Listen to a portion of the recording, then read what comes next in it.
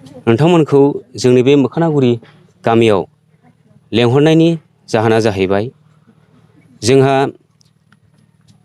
बे मोखानागुरि गामिनिनो सासे 70 बोसोर बैसोनि जानाय जांख्ला मुसाहारि होननाय दा बिथांखौ जाहैबाय आंहा बिबौ जायो बा आबौ जायो। दा बिथाङा जाहैबाय सासे समाज सिबिग्रा, बिथाङा जाहैबाय सासे जानागुरु एबा अजा होननानै बुङो। बिथाङा गुदि बाथौ एबा बोरलि बाथौनि सासे जानागुरु।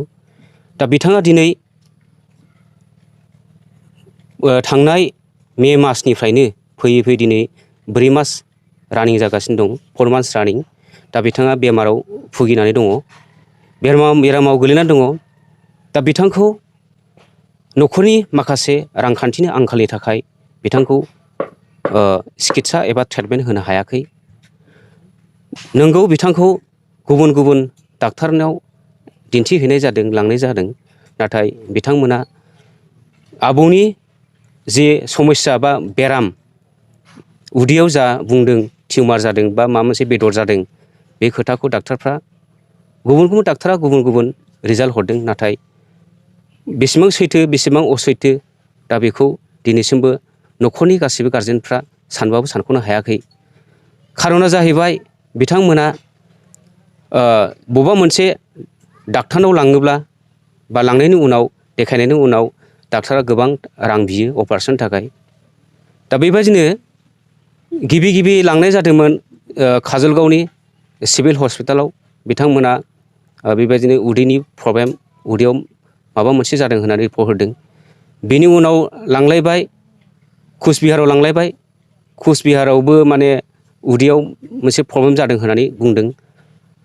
बिथांमोना बुंदों दा आबौनि ट्रिटमेन्टखौ खालामोब्ला 7L माने 7 लाख थाखानि गोनांथि दङ होननानै डाक्टारफ्रा फोरमायनाय जादों।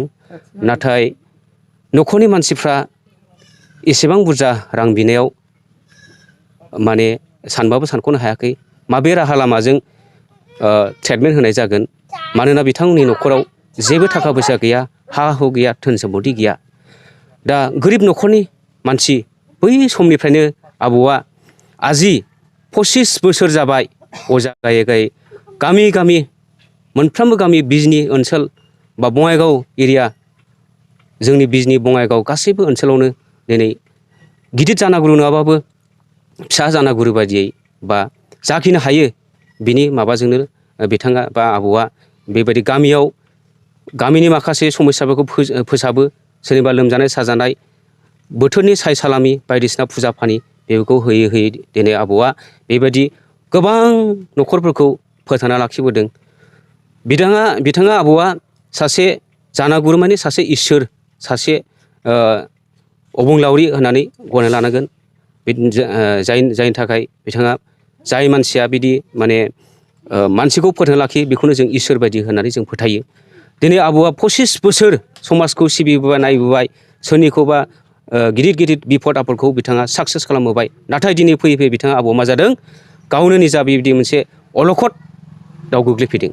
नाथाय आबौनि बेबायदि अलखद जानाय समाव रांखावरि गैयियाव दिनै आबौआ हालाय हाफाय जानांदों, मेगनाव मोदै खुगायाव खुदै जानांदों। न'खरनि गासैबो सोद्रोमाफ्रा दिनै मा खालामगोन मा मागोन दिनै बिथांमोना सानबाबो सानख'नो हायाखै। बेनिखायनो आं दिनै मिडियानि गेजेरजों नोंथांमोननि सिगां गासैबो रायजो राजा, आइ आफा, बिदा फंबाय, नोंथांमोननिसिम आं फोरमायनो साननाया बेनोदि गिबिनो आं बुंनो नागिरदों जे आबौआ जाहैबाय बोरलि एबा गुदि बाथौनि सासे जानागुरु। बेखायनो आं बुंनो नागिरनाया बेनो, साफ्रोमबो जोंनि बिटिआर बा आसामनि गासै बेसेबांनाखि बोलि दङ, बोरलि बाथौ एबा गुदि बाथौ, बै बाथौ सिबियारि बिथांमोना जाहाथे आबौनि ट्रिटमेन्टखौ मोजाङै मोजां खालामनो थाखाय, साक्सेस खालामनो थाखाय, आरो इयुनाव आबौआ बेबायदिनो 25 बोसोर 30 बोसोर आरो थांनानै थानानै बेबायदि जोंनि गासैबो समाजखौ बा जोंनि सुबुं समाजनि माखासे खामानिफोरखौ जाहाथे मोजाङै मावनानै जोंनि थाखाय मोजां खामानि मावनो हालाङो, बेनि थाखाय आं बेखौ हास्थायदों।